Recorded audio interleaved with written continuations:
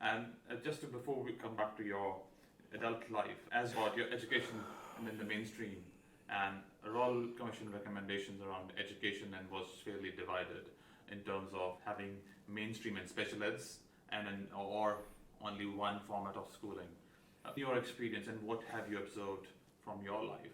What do you think a good education system should look like? I believe that every person should be able to access mainstream services because simply, no matter what the service is, whether it be education, whether it be transport, whether it be healthcare, all of those services should be able to make the necessary adjustments to accommodate people regardless of their limit. That's incumbent on us as a community. So personally, I'm supportive of anything that doesn't lead to segregation of different groups of people because I just think that as a community, we have to move beyond that. We have to start having conversations about universal access. Thank you. Thanks for sharing those views. And post your schooling, and then how was that in the law degree for you?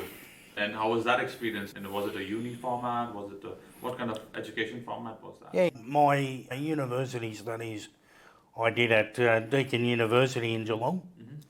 As I said, I didn't complete the degree, but that was a personal choice thing. I found the study very interesting and I really appreciated the opportunity. But as a young man, you get the opportunity to make some money and get some collateral behind you.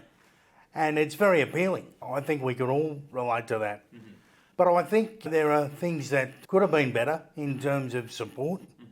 There's a lot of good support in education systems for people with disability, but they don't always consider logistical issues. For example, when I was doing exams, I could get access to a note taker through the university and they would scribe for me.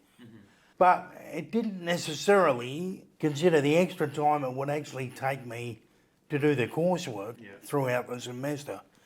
So I found the timelines somewhat of a challenge because there were things that couldn't be shifted. So I think when we think about providing educational opportunities and work opportunities for people with disability, we have to think differently about how we provide those things. And as I said before, really, what adjustments are possible. Don't just do the bare minimum that is required, but think about how much more supportive we could be if we did something differently.